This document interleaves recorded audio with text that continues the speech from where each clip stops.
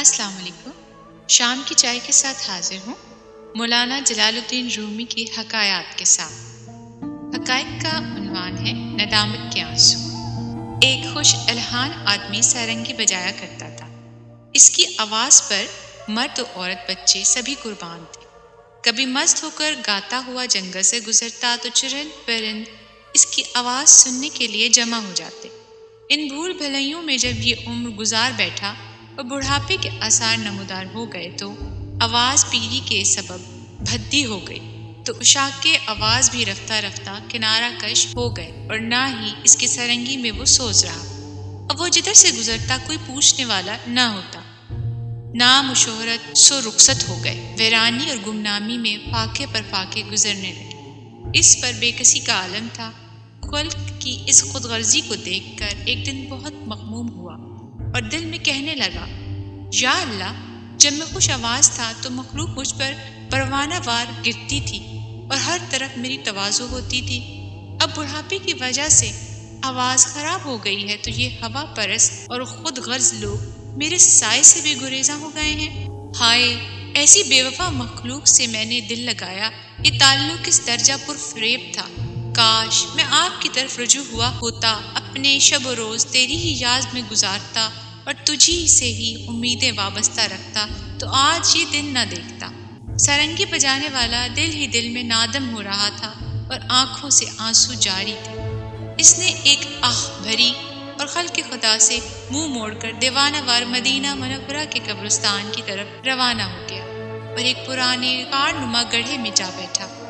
روتے ہوئے اس نے عرض کیا، اے اللہ، آج میں تیرا مہمان ہوں، ساری مخلوق نے مجھے چھوڑ دیا ہے، تو اب بجز تیری بارگاہ کے میرے لیے کوئی پناہ گاہ نہیں۔ اے اللہ، آشنا بیگانے ہو چکے، اپنے پرائے ہو چکے، اب سوائے تیرے میرا کوئی آسرا نہیں۔ سارنگی بجانے والا اس طرح آہوزاری میں مشغول تھا اور اس کا دل خون کے آنسو رو رہا تھا۔ بارگاہ الہی میں اس کی یہ ندامت کے آنسو قبول ہو گئے۔ حضرت عمر رضی اللہ تعالی عنہ کو الہام ہوا کہ میرا فلاں بندہ جو اپنی خوش آوازی کے سبب زندگی بھر مخلوق میں مقبول و محبوب رہا اور اب بوجہ پیری آواز خراب ہو جانے سے ساری خلقت نے اسے چھوڑ دیا ہے، اس کی یہ ناکامی میری طرف رجوع کا سبب بن گئی ہے۔ اس کے پاس جا کر اس کی ضرورت کو پورا کریں۔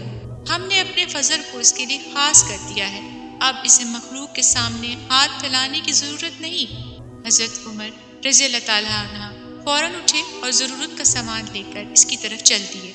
قبرستان کے نزدیک شکستہ غار نما گڑھے میں ایک بزرگ انہیں سوئے ہوئے نظر آئے، جن کا چہرہ و داڑھی آنسوؤں سے تر تھی۔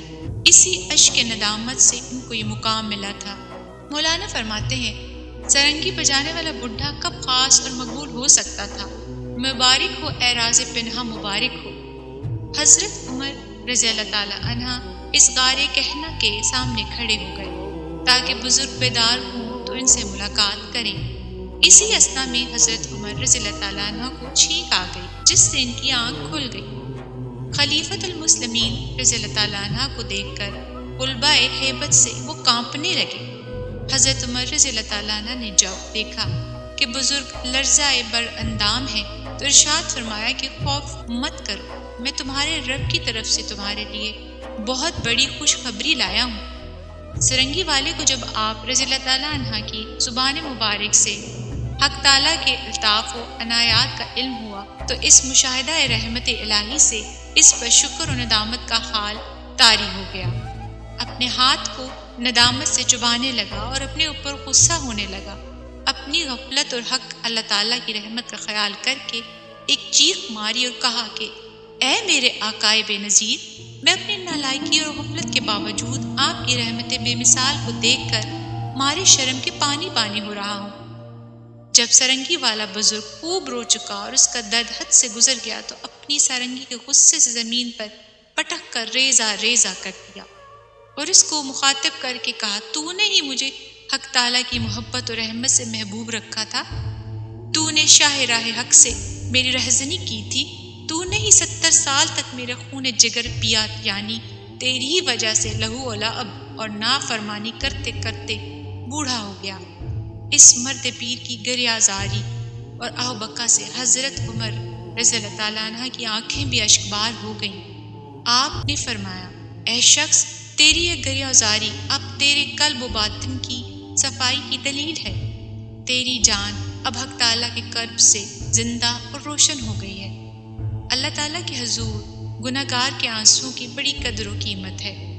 مولانا فرماتے ہیں کہ حق تعالیٰ گناہ گار بندے کے ندامت سے نکلے ہوئے ایک آنسو کو شہید کے قطرہ خون کے ہم وزن رکھتے ہیں۔ حضرت عمر کی صحبت مبارک کے فیض سے اسے نئی زندگی ملی اور ندامت کے آنسوؤں کے سبب اللہ تعالیٰ نے اس پر اپنا فضل فرما دیا۔ درس حیا، اپنی غلطیوں اور گناہوں پر نادم ہو کر تائب ہونے سے اللہ کریم معاف فرما دیتے ہیں۔ رب تعالیٰ کے ہاں گناہ گار کے آنسوؤں کی بڑی قدر و قیمت